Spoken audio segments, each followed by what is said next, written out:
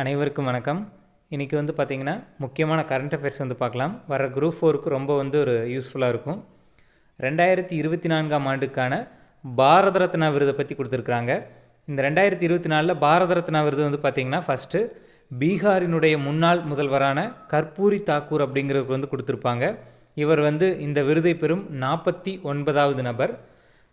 இந்த பத்ம விருதுகள் அப்படின்னு சொல்லி பார்த்திங்கன்னா அதில் பார்த்திங்கன்னா பத்ம விபூஷன், பத்மபூஷன், பத்மஸ்ரீ அப்படின்னு சொல்லி இந்த ஆர்டரில் இருக்கும். இந்த குடிமக்களுக்கு வழங்கக்கூடிய உயர்ந்தபட்ச ஒரு சிவிலியன் அவார்டு அப்படின்னு சொல்லி பார்த்திங்கன்னா இந்த பாரத ரத்னா விருது தான். இது 1954ஆம் ஆண்டு முதல் இந்த விருது வழங்கப்பட்டுட்டு வருது. 1954 பார்த்திங்கன்னா ராஜாஜி வாங்கியிருப்பார். அதுக்கப்புறம் ராதாகிருஷ்ணன் அவர்கள் வாங்கியிருப்பாங்க. இப்போ பார்த்திங்கன்னா 2024 கர்பூரி தாக்கூர் அப்படிங்கிறவருக்கு கொடுத்துருக்குறாங்க. அதுக்கப்புறம் பார்த்திங்கன்னா 50வது நபராக பாஜகவினுடைய மூத்த தலைவரான எல்கே அத்வானிக்கு கொடுத்துருக்குறாங்க. இவர் இந்த பாரத ரத்னா விருது பெறும் 50வது நபர். இவருக்கு பார்த்திங்கன்னா எல்கே அத்வானி அவர்களுக்கு 2015ஆம் ஆண்டு பத்ம விபூஷன் விருது கொடுத்துருப்பாங்க.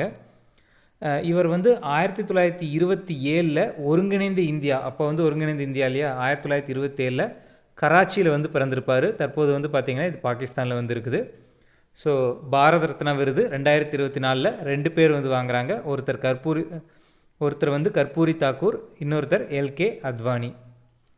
அடுத்தது மதுரை மாவட்டம் அலங்காநல்லூர் கீழக்கரையில் கட்டப்பட்டுள்ள கலைஞர் நூற்றாண்டு ஏறுதழுதல் அரங்கை முதல்வர் மு.க. ஸ்டாலின் அவர்கள் எப்பொழுது தொடங்கி வைத்தார் அப்படின்னு கேட்டிருக்கிறாங்க. ஜனவரி 24, 2024 அன்றைக்கி பார்த்திங்கன்னா திறந்து வச்சிருக்கிறாரு.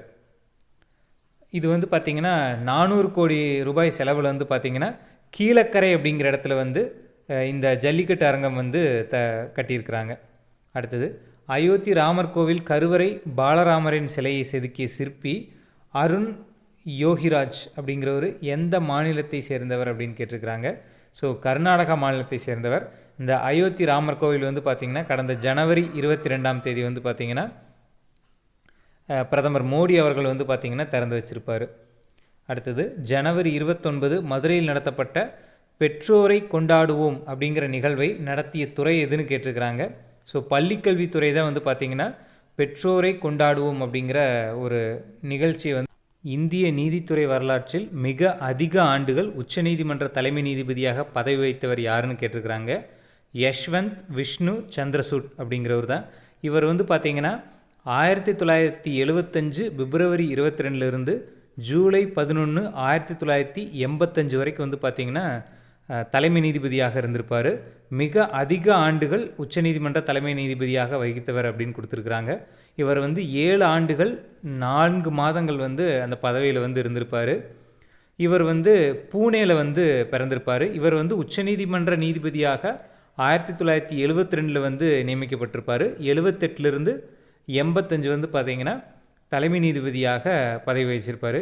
இவர் யாருன்னு பார்த்திங்கன்னா தற்பொழுது தலைமை நீதிபதியாக இருக்கக்கூடிய டிஒய் சந்திரசூட் இருக்கார் இல்லையா, அவருடைய தந்தை தான் இந்த யஷ்வந்த் விஷ்ணு சந்திரசூட் அப்படிங்கிறவர்.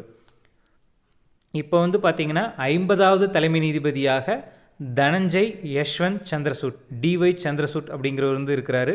இவர் நவம்பர் 9, 2022 பதவியேற்றிருப்பார். அதிலிருந்து வரக்கூடிய நவம்பர் மாதம் 2024 2 ஆண்டுகளில் பார்த்திங்கன்னா இவர் தலைமை நீதிபதியாக பதவி வகிக்கிறாரு. ஸோ உச்சநீதிமன்ற நீதிபதிகளுக்கான ஓய்வு பெறும் வயது அப்படின்னு சொல்லி பார்த்திங்கன்னா 65 வயது. உயர்நீதிமன்றத்துக்கு பார்த்திங்கன்னா 62 வயது. உச்சநீதிமன்றத்துக்கு பார்த்திங்கன்னா கொலிஜியம் அப்படிங்கிற ஒரு அமைப்பு இருக்கும். தலைமை நீதிபதி உட்பட 5 நீதிபதிகள் இருப்பாங்க.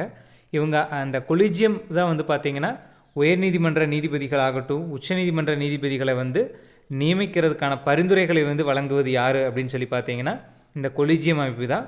ஆனால் நியமிக்கிறது யார் அப்படின்னு சொல்லி பார்த்திங்கன்னா பிரசிடெண்ட்டு தான் நியமிக்கிறாங்க. உச்சநீதிமன்ற நீதிபதியாகட்டும் உயர்நீதிமன்ற நீதிபதியாகட்டும் யார் நியமிக்கிறாங்க அப்படின்னா பிரசிடெண்ட்டு தான் பார்த்திங்கன்னா நியமிக்கிறாங்க. இப்போது உச்சநீதிமன்றத்தில் உள்ள நீதிபதிகளின் எண்ணிக்கை அப்படின்னு சொல்லி பார்த்திங்கன்னா 33 + 1, 33 நீதிபதிகள், தலைமை நீதிபதி ஒருத்தர், மொத்தம் 34 நீதிபதிகள் பார்த்திங்கன்னா உச்சநீதிமன்றத்தில் இருக்கிறாங்க. உச்சநீதிமன்றம் அப்படிங்கிறது ஜனவரி 28, 1950 பார்த்திங்கன்னா நடைமுறைக்கு வந்திருக்கும். இந்தியாவில் வந்து பார்த்திங்கன்னா ஒருங்கிணைந்த நீதித்துறை அப்படின்னு சொல்லுவாங்க. அதாவது உச்சநீதிமன்றம், அதற்கு கீழே வந்து பார்த்திங்கன்னா உயர்நீதிமன்றம், அதற்கு கீழே வந்து பார்த்திங்கன்னா மாவட்ட நீதிமன்றங்கள், அதற்கு கீழே வந்து பார்த்திங்கன்னா மற்ற நீதிமன்றங்கள் அப்படின்னு சொல்லி ஒருங்கிணைந்த நீதித்துறையாக இருக்கும். ஸோ மத்திய அரசுக்கு வந்து தனி நீதித்துறை, மாநில அரசுக்கு தனி நீதித்துறை அப்படின்னு சொல்லி கிடையாது. இது வந்து பார்த்திங்கன்னா தனித்துறை வந்து பார்த்திங்கன்னா நீதித்துறை அப்படிங்கிறது. அடுத்தது 243 உறுப்பினர்களை கொண்ட பீகார் சட்டசபையில் நிதிஷ்குமார் வந்து எத்தனையாவது முறையாக முதல்வராக பதவியேற்றுள்ளார் அப்படின்னு கேட்டிருக்கிறாங்க. 9வது முறையாக பதவியேற்றிருக்கிறார். இவர் வந்து பார்த்திங்கன்னா முன்னாடி வந்து பார்த்திங்கன்னா அதாவது நிதிஷ்குமார் வந்து பார்த்திங்கன்னா மற்ற கூட்டணியில் இருந்திருப்பார். இப்போ வந்து பார்த்திங்கன்னா பாஜக கூட்டணியில் வந்து பார்த்திங்கன்னா இணைஞ்சு மீண்டும் வந்து முதலமைச்சராக பதவி வச்சிருக்கிறாரு. இந்திய உச்சநீதிமன்றம் செயல்பட தொடங்கிய நாள் ஜனவரி 28, 1950. இந்த ஆப்ஷனில் வந்து பார்த்திங்கன்னா மற்ற டேட்ஸ் எல்லாம் வந்து கொடுத்துருக்குறாங்க பாருங்கள். ஆகஸ்ட் 15, 1947 சுதந்திர தினம், 26/1/1950ங்கிறது குடியரசு தினம், நவம்பர் 26, 1949ங்கிறது இந்திய அரசியலமைப்பு தினம். அடுத்தது ஜனவரி 26, 2024 குடியரசு தின அணிவகுப்பில் முப்படை பெண்கள் படைப்பிரிவிற்கு தலைமை தாங்கியவர் யாருன்னு கேட்டிருக்கிறாங்க. கேப்டன் சந்தியா அப்படிங்கிறவங்க தான் வந்து தலைமை தாங்கியிருப்பாங்க.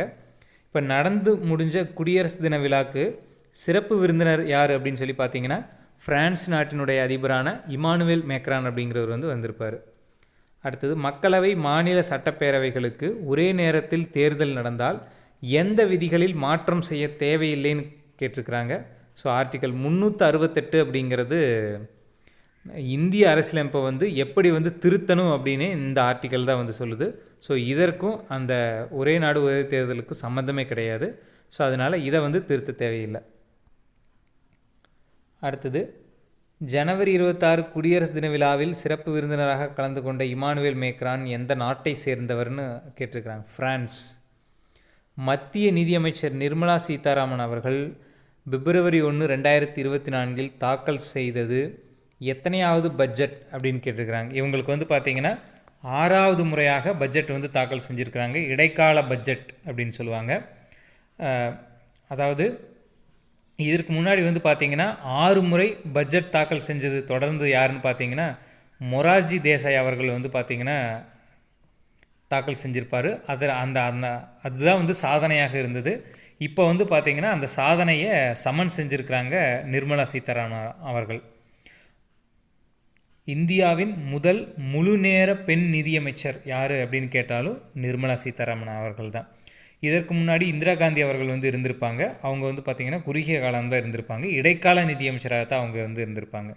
அடுத்தது முதல் முறையாக நைட்ரஜன் வாயுவை பயன்படுத்தி குற்றவாளிகளுக்கு மரண தண்டனையை நிறைவேற்றிய நாடு எதுன்னு கேட்டிருக்கிறாங்க. அமெரிக்கா தான். ஸோ அமெரிக்காவில் வந்து பார்த்திங்கன்னா சமீபத்தில் ஒரு ரூமில் வந்து அந்த கைதியை வந்து அடைச்சி அந்த ரூம் ஃபுல்லாக வந்து பார்த்திங்கன்னா நைட்ரஜன் வாயுவை வந்து நிரப்பி ஸோ மரண தண்டனை வந்து நிறைவேற்றியிருக்கிறாங்க. இது வந்து பார்த்திங்கன்னா அமெரிக்காவில் வந்து நடந்திருக்குது. எந்த ஆண்டு முதல் பத்ம விருதுகள் அப்படிங்கிறது வழங்கப்பட்டு வருது அப்படின்னா 1954ஆம் ஆண்டு முதல் வழங்கப்பட்டு வருது. வேளாண் பட்ஜெட்டில் அறிவித்தபடி தமிழக அரசின் நம்மாழ்வார் விருது பெறாதவர் யாருன்னு கேட்டிருக்கிறாங்க. அப்போ பெற்றவர் யார்? எழிலன் அப்படிங்கிறவர், சித்தர் அப்படிங்கிறவர், பழனிசாமி அப்படிங்கிறவர் வந்து நம்மாழ்வார் விருது பெறுறாரு.